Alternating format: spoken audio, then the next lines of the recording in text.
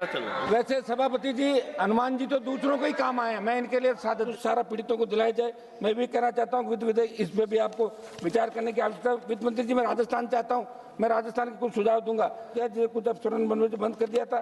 सभापति, सार्वजनिक claim hub कार्यालय नागौर जिला मुख्यालय पर नहीं है। लोगों को अजमेर, जोधपुर और बीकानेर आदि जगह शर्तों में शिक्षा देते हुए टाइम लिमिट की शर्त हटाई। नहीं, ये खड़े हैं और सम्मान में खड़े हैं उनके आगे, माइक आगे, बोले आगे भाई। सभापति जी धन्यवाद।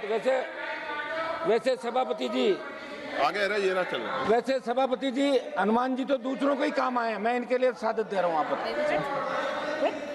सभापति जी, सबसे पहले तो आपको धन्यवाद कि आपने वित्त विधेयक 2026 में बात करने के लिए आपने मुझे मौका दिया।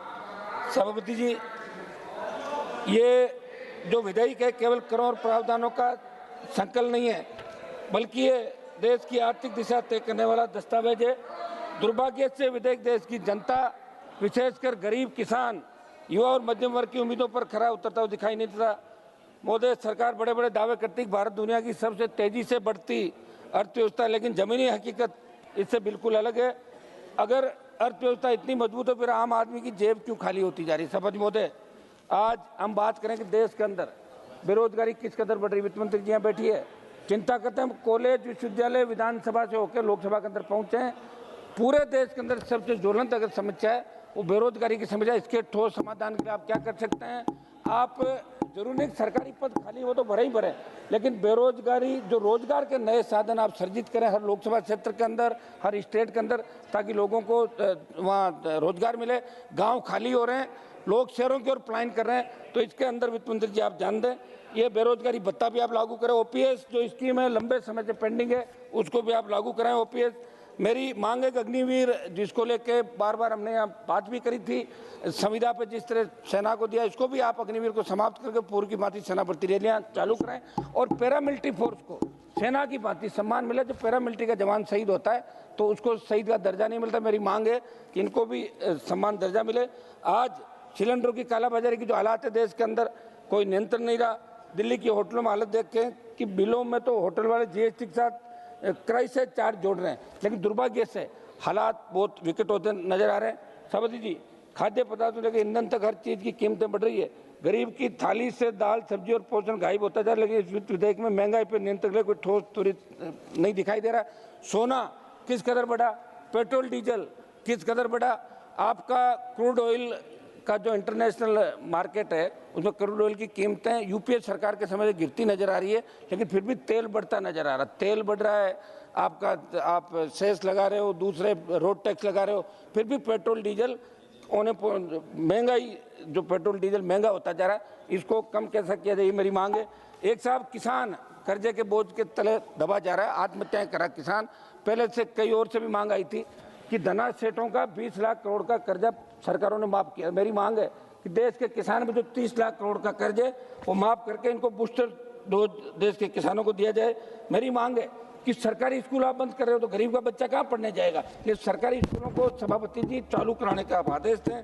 महोदय, सरकार की नीतियों के बड़े कॉर्पोरेट घराने के पक्ष में झुकी नजर आ रही गरीब को। एक मिनट साहब, एक मिनट सुझाव है मेरे, आज तो थोड़ा सा 1 आध मिनट का समय था साहब। संघीय ढांचे की बात करें तो राज्यों के साथ वित्तीय न्याय नहीं हो पा रहा, राज्यों को उनका उचित हिस्सा समय पर नहीं मिले, विकास कार्य प्रभावित हो रहे हैं।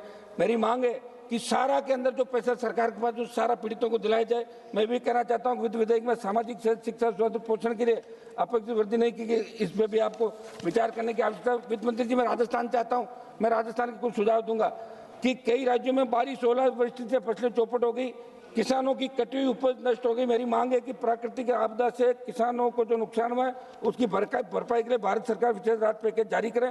पेट्रोल डीजल की घरेलू सिलेंडर की कीमत कम करें। एमएसपी पर खरीद का गारंटी कानून बनाया जाए। मेरे नागौर जिला मुख्यालय पर स्टेट बैंक ऑफ इंडिया का आरबीओ कार्यालय पुनः शुरू किया, जिसे कुछ अफसरों ने बंद कर दिया था। सभापति, सार्वजनिक, मेरे सुझाव है खाली साहब 1 मिनट के अंदर, सार्वजनिक क्षेत्र की बीमा company United India insurance, new India oriental और नेशनल इंश्योरेंस कंपनी का क्लेम हब कार्यालय नागौर जिला मुख्यालय पर नहीं है। लोगों को अजमेर, जोधपुर और बीकानेर आदि जगह भटकना पड़ता है। मेरी मांग है कि नागौर के अंदर हब कार्यालय खोला जाए। नागौर, डीडवाना, कुचामन जिले सहित पश्चिमी राजस्थान के विशेष जल योजना लाई जाए। एक निश्चित आय तक ITR दाखिल करने वाले किसानों को भी एक मिनट में समाप्त कराऊं, किसान सम्मान निधि योजना का लाभ दिया जाए। पीएम किसान सम्मान निधि बढ़ाकर 1 लाख रुपए की जाए। सांसद कोष वार्षिक न्यूनतम बढ़ाकर 20 करोड़ रुपए किया जाए। वित्त मंत्री जी, आप निश्चित रूप से हंस रही है, तो आप इसके अंदर शायद सांसद निधि बढ़ाने का विचार रख रही। केसीसी में संशोधित ब्याज सहायता योजना में शर्तों में शिथिलता देते हुए टाइम लिमिट की शर्त हटाई जाए। नागौर लोकसभा क्षेत्र के नागौर और रीवा कुचामन जिले में 5000 से अधिक आबादी वाले प्रत्येक गांव के अंदर राष्ट्रीयकृत बैंक जहाँ नहीं है वहाँ राष्ट्रीयकृत बैंक आप खोलें। ये मेरी मांग रहेगी वित्त मंत्री जी से कि आप जब जवाब दें तो मेरे वाली कुछ मांगे नागौर राजस्थान की और कुछ जो हमारे बेरोजगारी की इश्यू थे, महंगाई थे, उन पर आप जरूर जवाब देंगे। धन्यवाद सर। माननीय सदस्य श्रीमती रूप कुमारी चौधरी जी।